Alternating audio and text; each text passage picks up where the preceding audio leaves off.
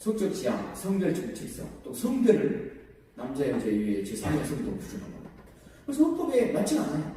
그래서 우리가 왜 바로 조문을 설명하지 않고 왜 이걸 설명하냐? 헌법을 좀 알아야 제가 조문을 설명할 때 이해가 되기 때문에. 그리고 여자를 가끔에 여자, 모성 이렇게 헌법에서 여자, 여성, 모성이나 막 씁니다. 그리고 헌법재판소가 또 대부분이 이 헌법에 있는 11조의 성별이라는 것이냐? 성별은 개인이 자유롭게 선택할 수 없고 변경하기 어려운 생리적 특징이고 남성과 여성이다. 그렇지만 또 남성과 여성이 생리적인 차이가 있을 수 있다. 왜? 한 명 한 명 대기는요, 여성이 남성보다 강할 수 있어요. 누구든지 이 성별에 따라서 정치, 경제, 사회, 문화, 양에서 차별할 수 없지만 이런 차이가 있을 수 있는 것이 있을 수 있죠. 그렇기 때문에 병역제도를 만들 때 남자, 여자를 똑같이 할 수는 없죠. 또 혼인제도를 만들 때도 남자, 여자를 똑같이 할 수도 없죠. 그리고 또 우리가 지하철 같은 데 가서도 임신한 사람들 다 지하철 가운데 앉게 하시고 또 고령자들 어느 쪽에 또 자기를 또 딸을 말해주고 우리 이런 건 당연하게 생각하지 그걸 우리가 가지고 이거 왜 차별입니까? 그래서 여성들 임신 자석이 있는데 앉는 그런 짓궂은 친구는 없을 것입니다. 이렇게 우리는 차이를 다 존중해 준단 말이죠. 국회에서 이런 헌법을 다 해가지고 차별, 남녀고용평등법, 이렇게 또 여성발전기본법, 양성평등법, 남녀차별금지법, 장애인평등법, 개별적인 차별금지법을 헌법을 기초해서 다 만들어놨어요. 20개가 넘게 되어 있더라고요. 고용촉진에 대해서, 또 장애인에 대해서, 또 사회복지법도요, 사실은 그게 실질적 평등을 위한 것입니다. 그게 다 해놨습니다. 그 다음. 그런데 특히 이제 양성평등에 대해서 이제 좋은 법이 있죠. 양성평등 기본법. 양성평등이란 성별에 따라서 차별이나 편견이나 비하나 폭력 없이 인권을 동등하게 보고요. 그리고 더 중요한 건 동등하게 차이나게 종등하게 대우하고 이렇게 좋은 법이 있습니다. 그런데 법이 개정되면서 법은 양성평등 기본법인데 이 양반들이 슬그머니 주문에다가 양성평등 대신해서 성평등이라는 말을 싹 넣고 그리고 또 성평등의 관점에 따라서 성주가 조치를 취한다. 저는 성주가 조치가 뭔가를 물어봤더니 그게 영어로 젠더 메인스트림이래요. 젠더 메인스트림이 성주가 조치래요. 그래서 그런 걸 싹 조문에 넣고 우리가 조문이 잘 많으니까 이런 거 들어가도 잘 모르죠. 또 사실 여성위원회에서는 또 여성 운동하신 분들이 많으니까 목소리 크신 분들 하자고 하면 또 해요. 근데 슬그머니 넣고 처음에 여성발전기본법을 법률명을 바꿀 때부터 양성평등기본법이냐 성평등기본법을 다툼이 있었는데 그때 여성학자들도 양성평등기본법이 헌법이 맞다. 그래서 여성발전기본법을 양성평등기본법으로 만든다고 해가지고 했거든요. 하여튼 지금 법에는 성평등이라는 말이 들어와 있어요. 그 사람들은 젠더라고 생각합니다. 이렇게 우리가 개별적 차별금지법이 돼 있고 양성평등법도 돼 있고 장애인 차별금지법도 돼 있고 고용평등중도 돼 있고 또 외국인들을 위한 것도 있어요. 외국인 지위보장이라는 것도 문화다양성 차별금지, 문화다양성 다 포함하고 있거든요. 그럼에도 불구하고 왜 포괄적 차별금지법이냐? 일단 차별의 개념을 바꿉니다. 차별의 정의. 우리가 지금까지 헌법에서는 차별이요. 헌법상 평등은 같은 것은 같게 다른 것은 다르게. 그리고 우리가 그걸 합리적 차별이라고 해요. 그러니까 같은 것은 같게 다른 것은 다르기 때문에 다른 것을 같게 치부하면 그게 차별이에요. 그게 평등을 지키기 아닙니다.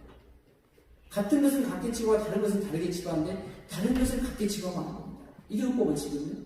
그런데 포괄적 차별금지를 만들어가지고 차별의 정의를 바꾸고 제가 정의를 설명해 주겠지만 이 사람들은 분리하거나 구별하거나 제한하거나 배제하거나 거부하거나 이런 것을 차별합니다.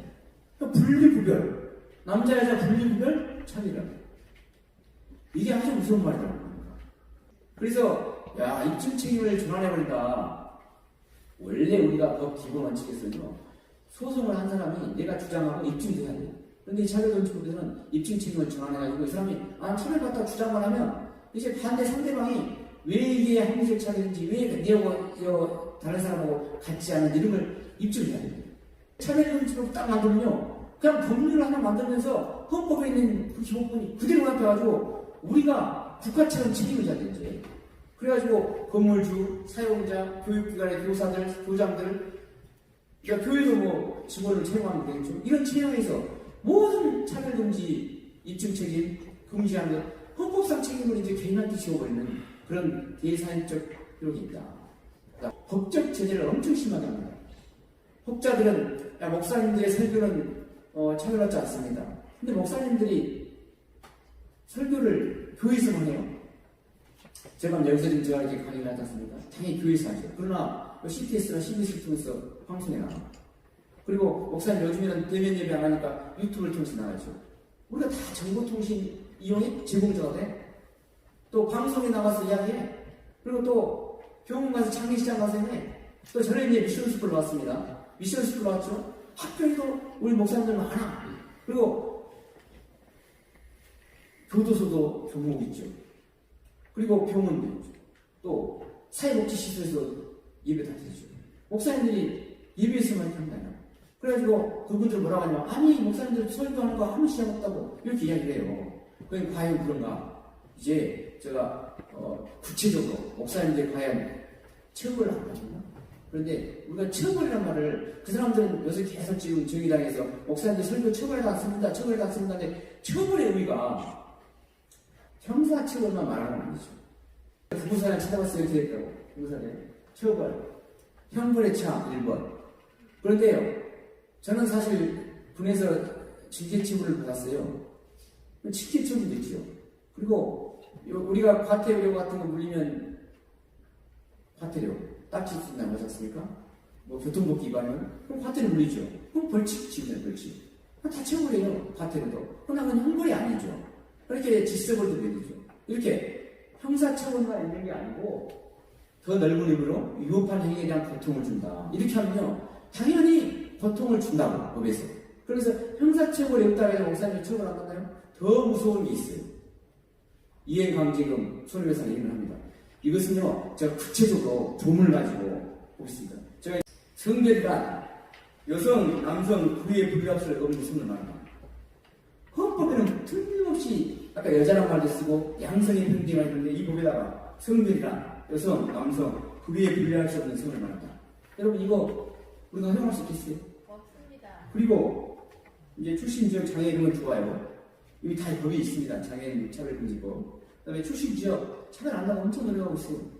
그 다음 성적 지향 보세요. 성적 지향이란 이성애, 동성애, 양성애든 감정적, 호의적, 성적으로 깊이 이끌릴 수 있고 친밀하고 성적인 관계를 맺거나 맺지 않을 수 있는 개인의 가능성. 사실 여러분 성적 지향이 눈에 보입니까? 제가 이성애자 같아요? 양성애자 같아요? 보여요? 보이지가 않아요. 이런 걸 넣어놓고 보이지가 않는 걸 어떻게 찾아갑니까? 그냥 가면성을 가지고 간다요. 그리고요 양성애, 여러분 양성애자하고요 이성애자 같아요? 양성애자는요 우리가 만약에 결혼을 허용하면요 동성애를 허용하면 양성애자를 좀 있다가 양성애자를 허용해줘야 돼요. 그럼 배우자가 2명 되겠죠. 왜? 양성애자들은 파트너가 이성도 좋아했고 동성도 좋아하고 있잖아요. 그래서 제가 얘기를 가서 그랬어요. 저 국회에서 어떤 포럼을 하면서 4개, 저에게 누군가가 당신은 성적 지향에 대해서 혐오를 해야 된다고 물어본다면 난 혐오한다고 이야기한다. 왜? 양성애자를 봐라. 이성도 좋아하고 동성애도 좋아해요. 그러면 4개 간통을 혐오한다고 물으면 여러분 간통 혐오합니까? 대답을 안 합니다. 간통 혐오 안 해? 혐오해요. 그렇죠. 간통도 혐오하는 판에 이 양성애자는 똑같아요. 이걸 법제대로 하면 이건 배우자를 2명씩 갖는 거야. 이 사람들 결혼제를 늘어나면 양성애가 돼서. 그렇지 않습니까? 등. 사실은요, 이 사람들은 범성애도 있다고 해요. 범성애. 범성애가 뭐냐 했더니 우리가 젠더란 말을 하죠. 이게 지금 5조에 보면 성별 정체성이라고 해요. 성별 정체성. 성별 정체성이란 자신의 성별에 관한 인식, 그거를 표현을 말하며 자신이 인지하는 성과 타인이 인지하는 성이 일치하거나 불일치하는 상황을 말한다. 이게 젠더래요. 근데 보니까 뉴욕 같은 젠더가 31개쯤 된대요. 젠더도 뭐 젠더 뉴트러스 무슨 젠더 해가지고 젠더가 31개야. 그러면 이 사람들은 양성이라고 하면 젠더가 31개면 자기 젠더를 빼고요 30개의 쌍이 만들어야죠. 30개의 쌍이. 양성 결혼을 해도. 왜? 젠더가요? 젠더 플루이드, 안드로진, 뉴트러스 젠더 이렇게 하다 보면 30쌍이 만들어지죠. 그럼 30쌍의 배우자가 양성이라는 말로 만들 수 있는 거예요. 그러면 그게 허용되겠어요? 그래서 나는 성적 지향에 따라서 참여한다. 혐오한다. 이런 걸 허용하면 범성애가 포함된다. 당연히 그렇지 않습니까? 그것을 만들겠다는 거예요. 성별 정체성이. 더 무서운 거 4, 5, 5 같은 거 보세요. 부쩍으로 붙죠. 우리가 흔히 말할 때 차별금지가 고용과 재화 영역이다 또는 학교, 교육기관이나 행정 서비스만 적용되는 것처럼 보이죠. 3조 1항 1호만. 그런데요, 4호는 뭐라고 했어요? 제1호 강목의 영역에서 성별대를 이유로 적대적 모욕적 환경을 조성하는 등 신체적 정신적 고통을 주어 인간의 존엄성을 침해하는 이 4호는요, 이런 영역에서 정신적 고통을 주는 정신적 고통이라는 게요, 이걸 혐오표현이라고, 그 사람들 혐오표현이라는 거, 괴롭힘이라는 거예요. 내가 목사님의 설교를 듣고 설교를요, 여기서 보면은 고용, 재화영역, 교육기관, 행정서비스 이렇게 좀 안 들어간 것처럼 보이죠? 근데요, 교회도 시설이에요, 시설. 여기 보세요. 재화영역 시설들의 공급이나 이용. 이것도 교회가 아니다 하더라도, 목사님들 유튜브 통해서 강의한 거, 좀 이따 보면 방송통신을 통해서 들어요. 그 설교를 들었어요.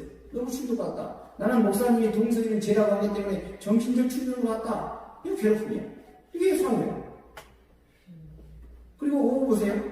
합리적 이유 없이 성별적 이유로 특정 개인이나 집단에 대한 분리, 구별, 배제, 제한, 교육 등 불리한계를 표시하거나 저장하는 광고이니. 그러니까 이 사람들이 목사님의 설교는 광고가 아니에요. 그랬어요.